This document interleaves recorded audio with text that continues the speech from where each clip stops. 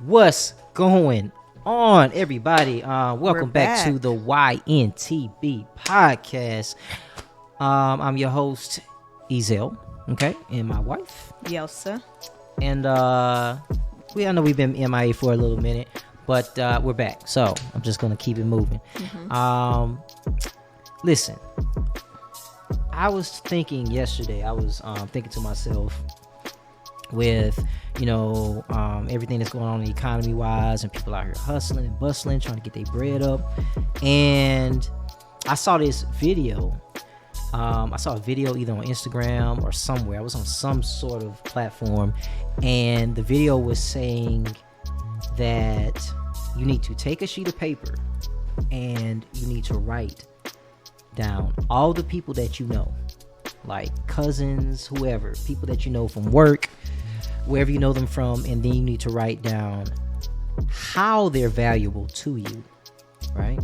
Like, maybe this person has a certain skill set that you find valuable. Maybe this person's a doctor. Maybe this person's cut hair.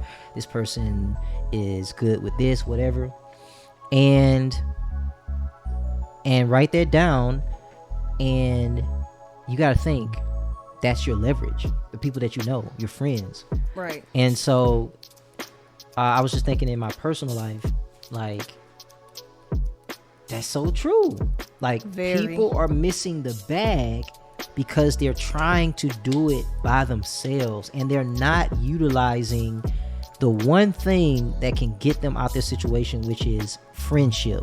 You got snakes, people out here that's doing people dirty because they feel like they need to step on other people just to get to the next step in life, instead of seeing the bigger picture and realizing that just because you stepped on this person in 2023 doesn't mean in 2024 or 2025 they're going to be in a better position over you, and they might want to get their lick back. Might come back to bite them in the butt. Right. Yeah. So I just thought about that, and off camera, between everybody that's watching this, me and my wife were discussing. So we in college, we both went to shout out to CAU, Clark Atlanta University, HBCU, right next to Morehouse in Spelman. And we were both in an after school, like, was it like an after school program or? No, it wasn't a program. It was just that the speaker. Well, no, not that. I'm just saying that before we get to the speaker part, the program that we're in was the reason that we were at this speaking thing, right? Yeah. Well, that's how I got it. I don't know. I felt like I found out from somewhere else, and I was like, oh yeah, I'm gonna be there. All right, well, it don't even matter. The point is, we were both, before we met each other on campus, we went to this this event, right? And Spike Lee was there. Okay, I didn't want to name drop, but yeah, Spike Lee was there. So it's not really name dropping. No, I didn't want to name drop because of the rest of the story. So okay. Anyway, at the time, Spike came through, and the reason he came through is because there's a professor that was, during the time we were there, I don't know if he's still there, but he was there on campus, and he was like I guess you can say, kind of like a inspiration or a father figure to Spike. And he had been there for like a long time. So right. He got Spike to come through. Yes. And Spike took time out of his busy schedule to come to us. So it was like a small group. It wasn't a big event. It was like maybe, let's say 50 people in the room. 50 people maybe in about the 50 room. people in the room. 50 to 75 people, if that. And he was showing us some of his new short films that were coming out at the time. And also he gave us a valuable... Well, I'll get into that. Let's get into that. Okay. So we watched the short film, and at the end of it, people are coming up to Spike. And... Well, no, before that. I feel like this was before the film. No. This was... What I'm talking about is after the film. So... The part that I'm skipping over conveniently is that Spike got mad because people were on their phones while this was going on. They were like tweeting, "Oh my God, Spike's here!" Da, da, da. No, it wasn't just that. I thought it was like some people were like talking. Yeah, they film. were talking. That's what I remember. Yeah, they were talking, and in my mind, I was just like, I would find that offensive. I would find that offensive too. I mean, first of all, you have somebody like this that comes on campus and comes to speak with the people there, and then they're just kind of like, I don't know, like they didn't see the importance of it. Right. So people because I saw people tweeting, I was like, why are they on their phones? I'm trying to watch this film. Exactly. So he's showing us this film, hadn't come out yet, and at the end of it, he gets so pissed, and he has some. I'm just gonna leave it at this. He has some choice words for the crowd. Okay, he said some stuff that I was like, "Whoo, this is gonna hit." See, but I don't remember it. I remember it a little bit differently than you do. You remember it happening during the film. I remember it happening before the film. Like before the film, they were doing all that chattering and stuff like that while he was actually speaking, and that's what made him go off. Nah, this happened. I'm pretty certain this happened afterwards, only because there would have been no reason for him to go off. Right? Let's say he went off before that. And then they double dared him and did it anyway during the film. It happened afterwards. No, what I'm saying is not double dare. I'm saying he got mad beforehand. That's how I remember it. He got mad beforehand, and then everybody was silent, and they were silent throughout watching the movie. Nobody was talking. He showed us 2 films. Yeah, I remember that. So maybe he did it after the first film, and that's why you remember it before. Because I remember he showed us 2 films. Anyway, that's not the point. The point is, he had some choice words, blah blah blah, and then we got to the end of it, right? And he was explaining how he got to the level how he got to his success, and he explained, well, number one, he told this story about, well, the person that wound up being my business manager was going to school for business in such a department. We used to kick it in the lab, blah blah blah. The person that wound up doing my graphics was going to school for this. We became friends in the library. The person that was so forth and so on. He's just explaining how he made these actual friendship connections to all these people that wound up being a part of his team. And then that team elevated him to become the Spike Lee we know and love today, right? And do you know? Well, I know you know, but I'm telling you guys. What happened was I got it. I got the message. It was like clear as day to me. I was like, oh my gosh. So he's saying I need to meet people. I need to network. Well, maybe you should explain the message first. Tell the message first, and then go. This is the message. Okay. This is the message. Like I literally just explained the message. I'm just breaking down, like translating that for people to understand that the message is I need to go out here, meet people, and then all the people that I meet wind up becoming my friends, but I'm leveraging what they're good at to then lift me up and increase my income, and thus increasing their income, right? So we all work together and become this unit, this system that benefits everyone that's inside that system. But we're not necessarily using each other because, well, that's my homie. Like, I want to see him do well. Right. That's my homegirl. I want to see her do well. It just so happens she does logo design, and I need a logo, so let me and that's hire the way her. it should be. And that's the way it should be. And it was just like, it made so much sense, right? But what happened after he got finished saying all that, and I got it, I understood completely what was going on. People got up and went and asked Spike for a job. Kid you not. And I just saw his face. Mind you, I was like, what, 23 at the time? I saw his face like, yeah. All right, well, give me. It was like he was like, it went over their head. I just gave you this gem, and then you turned around and like 6, 7, 8, 9, 10 people. Like, oh, okay, yeah, in line nice, trying to get nice. a job from. Like, but Spike, can you give me a job? Like, it's like, what? He just gave you the keys. You the keys to the Come on, son. Like, universe, he just man. gave you the keys to life. And it's like, if he has to spoon feed it to you, and that was my thing, is to learn from that and then move forward. People out here are grinding. People out here are trying to figure things out.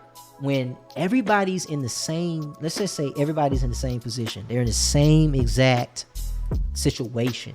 When all they got to do is just look at each other and say, hey, you need me, I need you. I can benefit you, you can benefit me. Let's work together and let's get out of the situation. It's going to benefit both of us. We're going to both get to where we need to go. But you got snakes out here, and people are getting bit because you got some people that don't understand that. They don't understand empathy, and they could care less whether you can eat and live the next day. And they were never your friend in the first place. You know what I mean? And I've experienced that firsthand. And it sucks, it hurts, and you have to pick yourself up and dust off and go again. But it's just like, I'm not going to allow that to taint my view on, hey, there's more good people out there than there are snakes. And some people don't want to like try again. They're like hesitant to get out there and try again. And I just want to put this podcast out because I'm like, look, if you can relate to what I'm saying, don't let that one experience just ruin it for everybody else. There's other people out there that would have given you a chance and worked with you and vice versa that would love to be in that situation so that they can get out of their situation. Because the thing is, you're both probably going to meet the same fate if you don't work together. Now, I could talk about this from a different point of view because I am, and I'm learning not to be this way, one of those people who's more independent in thought. Okay. We're already a part of, and I'm speaking from America, not anywhere else, but America is a very individualistic society. Okay. So, and it's become more individualistic over the years. Like back then, maybe some people thought about doing teamwork stuff, but a lot more people now are just on their own thing. They don't really care about the next person or how what they do impacts the next person. It's all a domino effect. It really is.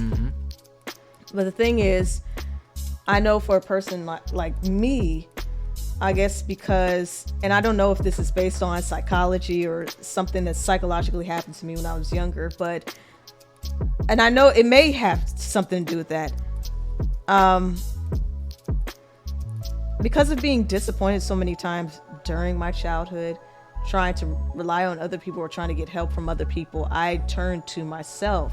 And after a while, that's constantly how I went out in the world. I did my own resume. I did this, I did that. Okay, so I had to do everything else. You know, like I'm an animator, right? But I wear many hats. Most animators that are on like in Disney and DreamWorks and stuff like that, there's an animator for character design. There's an animator for someone who does the hair. There's an animator who does the in-between motions of the animator. Well, I do all of that. And I think that's partially related to the idea of having to do everything yourself so that you're not disappointed in the end or somebody else doesn't pull you down. And that can mess up a lot of people. I really do feel like that's related to some sort of trauma of being disappointed when you're very, very young.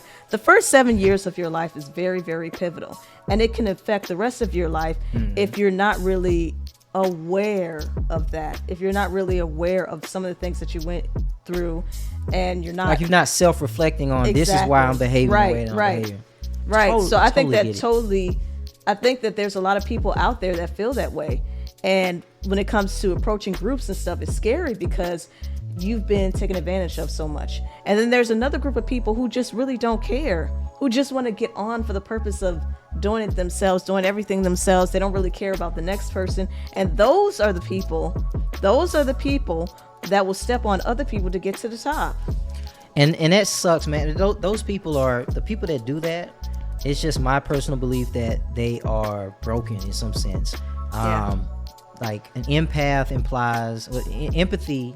Empath, someone who can basically put themselves in another person's shoes and say, if I was this person, I wouldn't want somebody to do that to me, so I'm not going to do it that way. You have people that it's impossible for them to perceive your hurt from your perspective. They can't do it, right? And so I think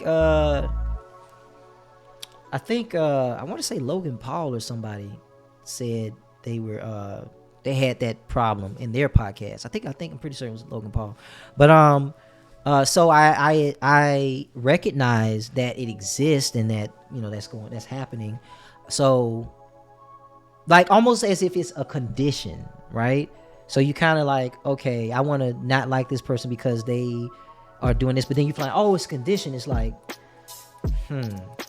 But my belief is that also that's not most people that's doing this. Most people don't have a condition, and that's the reason they can't. No, most people just are broken in a different way, like their parents, some messed up situation between them and their parents, or you know, maybe they got away with certain things for so long and they weren't raised the right way or disciplined or any of that. And society does not help it. Well, the American society does recently, not help it. I would say the last 20 years, because there was a time, 20, yeah, maybe about 30, where in this country, like just silly stuff wasn't awarded. Like in the age of social media, you've got, okay, it's cool, you can fall down the steps and go viral because it looked funny when you fell. You're like, oh, you fell on the steps, and it's funny. Get your face on a t-shirt, sell a couple thousand t-shirts, make 20 grand. Cool. But at the same time, it's also awarding like unruly children. You know what I mean? Like disrespect to the elders, just all kinds of things. And a lot of those values that we traditionally used to have, everything's changed. So I don't want to go too far on this, but I wanted to bring up, because before we started recording, I looked up this article and I was just like, if this is true, this is crazy, right? So you know the statement, and we'll look at this, the statement. If you want to go fast, you go by yourself. If you want to go far, you go with others. Right. If you want to go fast, go alone. If you want to go far, go together, right? But then there's also there's another statement. I mean, there's an article here, right? I'm gonna pull it up. Right there. CNBC, this is from 2018. It says, having a best friend is worth over $150,000 in extra income. 150 grand in extra income. Y'all read it. Okay, y'all read it. 150 grand in extra but income. It's probably also how you leverage that friendship as well. Well, okay. I'm sitting here just off of what I told you all in the beginning, writing down your friends that you have and saying, what are they good at? What skills? What do they bring to the table, right? If, for instance, if I befriend, like, I had a friend that recently passed, okay? And he was the type of friend that he was very resourceful. He brought together a lot of different people that I didn't know. I'm not really the type to go out and at least I wasn't. I'm trying to work on that. But I wasn't the person that goes out and just talks to everybody, right? And tries to befriend them. He was. And if I told him I'm dealing with this problem, he was the type of person to introduce you to the person you needed to know, because he would hear the list of problems you're going through, or what you're trying to figure out. He'd be like, "Oh, I know somebody that can do that for you. He's a buddy of mine," and he would introduce you to the guy. And next thing you know, you'd become friends with him. So he was kind of like the guy that would introduce you to your new friends. So you wouldn't necessarily go out and make your own friends. He would bring the friends to you. And because you both knew him, he already vetted them for you. Like, oh, this is a good guy. So just that alone, you got to think, off the strength of him, they would cut me a deal on things I needed, right? So I might wind up saving collectively between all the friends he introduces me, because they're because I possess several skills that they value, right? I cut hair, I barber, I'm a filmmaker, video editing, special effects, visual effects artist. All those things were things that if they valued it, they would come to you and say, okay, cool. How about this? You do this when I do that. I save $150,000. It's like I spent it, but I didn't, right? So I want to read some of this, because This is just crazy. This is just crazy to me. Study: having a best friend is worth over $150,000 in extra income. How many people could use $150,000 today, right? $150,000 in extra income. I'm sure nobody would turn that away, right? So it says studies show that having a friend at work is crucial to your personal happiness and career, but having a strong group of friends outside work is just as valuable. A study published in the Journal of Socioeconomics in 2008 set out to put a price tag on the value of social relationships. The research found that the benefit of having a good friend from happiness and life satisfaction perspective is equivalent to an extra $85,000. Adjusted for inflation, that's roughly 112,000 or 112,000 pounds or 150,000 today. Nick Powdafi, I can't say his name. Research author and professor. Powdav. Okay. Yeah, Powdav. Research author and professor of behavioral science at Warwick Business School in country. Oh, I get to the point. CNBC make it that though the monetary value may fluctuate over time, the key takeaway still holds true. People who have a rich social network report higher overall life satisfaction than those who don't. The study analyzed 10,000 people over 18 years using a data set from the British Household Panel Survey to determine what makes individuals happy, money or friendship. Friendship overwhelmingly came out on top. In quotation marks, income only plays a small part in influencing our well-being, the study reports. Other possessions in life, such as social relationships, matter a lot more to happiness than what average level of income can normally buy in the long run. Okay, respondents were tasked with choosing the level. So basically, your net worth is your network. And that's what at Clark Atlanta University, that's our slogan. It's a slogan motto. No, that's not. No, it's that's find not? a way or make one. Oh, I'm sorry. Find a way or make. You're absolutely right. I'm making up stuff. Find a way or make one. Find a way or make one. Okay. But it could be the second slogan, right? It should be. They need to go ahead and slide that on in there. Find a way or make one. So no. I know why I said your net worth is. I said that. No. You may have said it, but that's not where I first heard it. It was from a professor at Clark. That's why. It's an old saying, though. It's an old saying, but my first time hearing it was when we was in school. So, that rings so true. Your net worth equals your network. I mean, your network equals your net worth. If you want to be a millionaire, hang out with 4.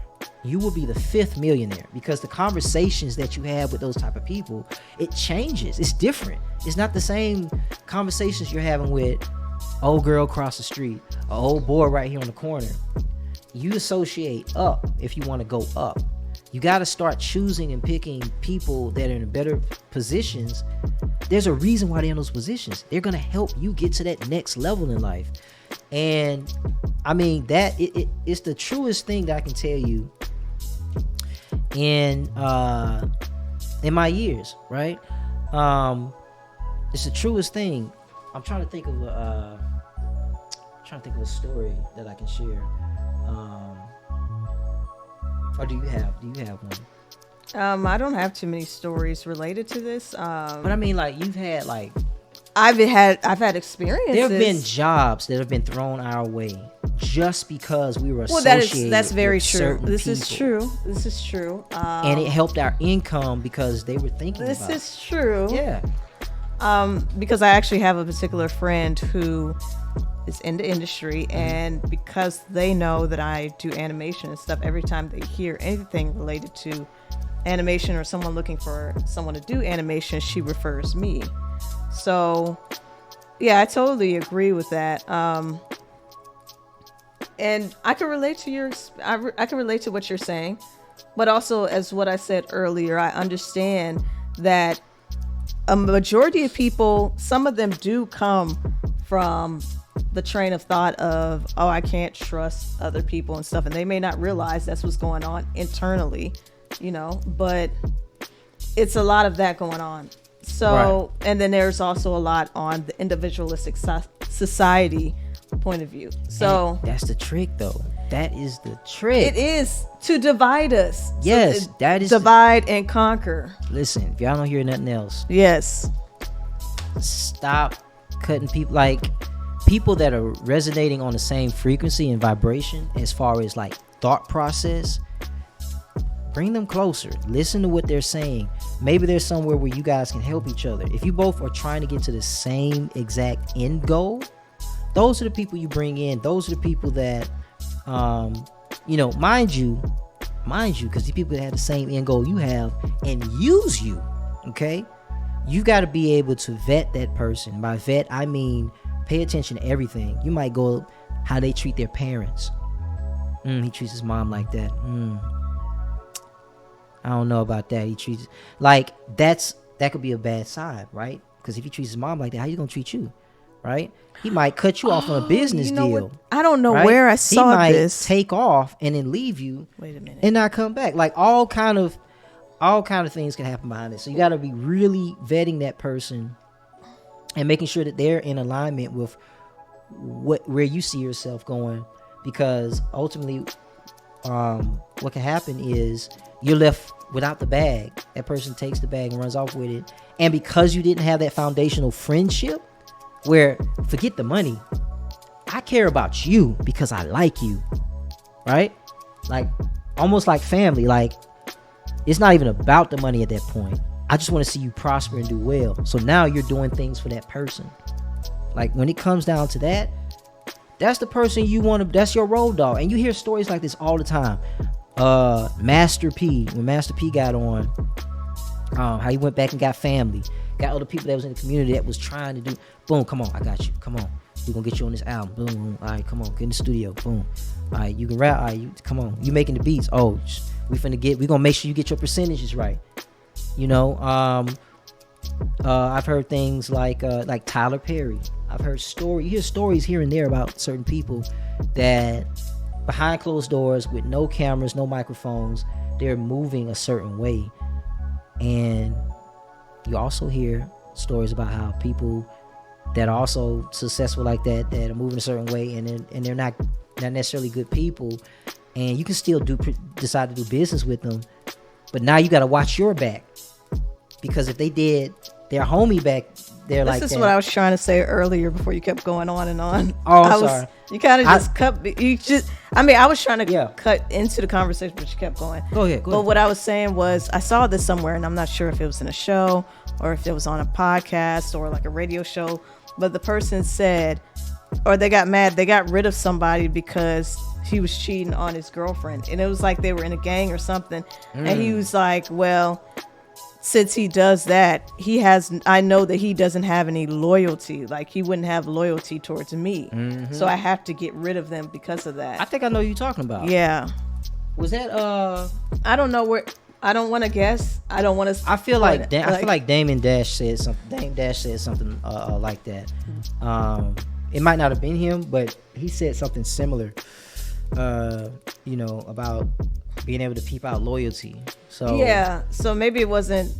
I just didn't know where I heard. I didn't remember. I was like, I know it was related to something, but I remember the person saying something similar to that. Right. Maybe not necessarily gang related or anything, but it was just like they say if they're cheating on their wife, it's like, what are you gonna do with me? Like, Right. And that's how I look at it. It's like, you're over here doing this messed up stuff to this person, that person, look at your mom. Like, it translates over into business. It's only a matter of time it's going to spill out and go into these other areas. And some people don't get that. They don't. It's the simplest thing to see, but after you mature and you get older, it's easy to, after you sit back and reflect on it, you can see it clear as day. But they say the best sense is bought sense. And I guess that's why people always say, well, in hindsight, I should have done this. Yeah, hindsight is always 20/20. Mm-hmm. But then you got some people that don't sit down and reflect. They just go through life bumping their head. They never sit down and think, why did I do that? Why did that happen? Why am I in the same place I was 12 months ago? That's a story for another day. It's a whole nother story for another day. You're right. But I just wanted to come on here. We wanted to come on here and have this conversation about this because I feel like it's it's something that maybe you're younger, maybe you're in your 20s, we're in our 30s, and you're trying to figure things out. Watching podcasts, for instance, is a great way to wise up very quickly. Learn from others. Don't go buy it. Learn it. Learn from others. This is why we used to have a communication with our elders, because they could tell us about things. And things have changed. Things are not exactly the same way they were 30, 40 years ago, but there are similarities in the past into the future. And you can take those similarities and apply them to the day and win based off of the past. That's what they don't teach you in history. Even though you're learning history, right. They're not. It's only about like U.S. history or whatever. They're not talking about even your own personal history. This is why we just need history, period, because it's data and it's information that once you accumulate so much information, you begin to see patterns. That's why I said vet your friends, right? Because after you're around them for so long, you've collected enough information on that person to see patterns. They treat their mom like this. They treated the dad or whoever, cousin. They did this. You start to see if they do this, they'll do that. There's a old saying if you'll steal, you'll kill. You're because it's I don't think it's that extreme, but it's saying the point is you don't mind being a criminal. You don't mind breaking the rules. That's the essential base point of it. So I wanted to come in here and talk about it, leave some information for the next gen. Maybe this is like a breadcrumb on your journey to understanding more about life. And this is your non-typical black podcast. So what we do on here is we try to give you tidbits and just talk about things that typically historically black people don't talk about at the dinner table with each other. Right. It's not the type of conversations they typically have, right? So welcome to this channel. If this is your first time here, we would love to see you guys stay. If you want to subscribe, go ahead and do that. Like the video. If you have any stories, even if you're watching this and you know all this already, but you just agree, you're just y'all hitting a lot of things on the head. Leave some comments down below about how stories about that you could share about how things how this relates to you. Maybe there's a story where something like what I explained happened to you and the light bulb came on. Share it. This is a place for information that maybe somebody is looking for something and they'll look in the comment section. But I just really, really, really, really want to draw home the point that everything that you're looking for, you're trying to get to the bag, it's in collectively coming together and starting something. Okay? You can only do so much stuff by yourself. My father would say this to me when I was growing up for so long. I used to always be like, yo, I can use the internet and everything by myself. And technically, that's true. But he was right. You still, even with all this internet and all these social media platforms, you still need people. You still need people because social media is social, meaning it comes and stems from people interacting with each other. Even though we're on the screen, we're still interacting with each other. And as long as there's a social aspect to this, you're going to need people. You're going to need it. It's just the truth. It's the honest to God truth. So, do that for us, man. And guess what? We out. We're going to start having more conversations like that, like this in 2023. So subscribe. We'll see you on the next video.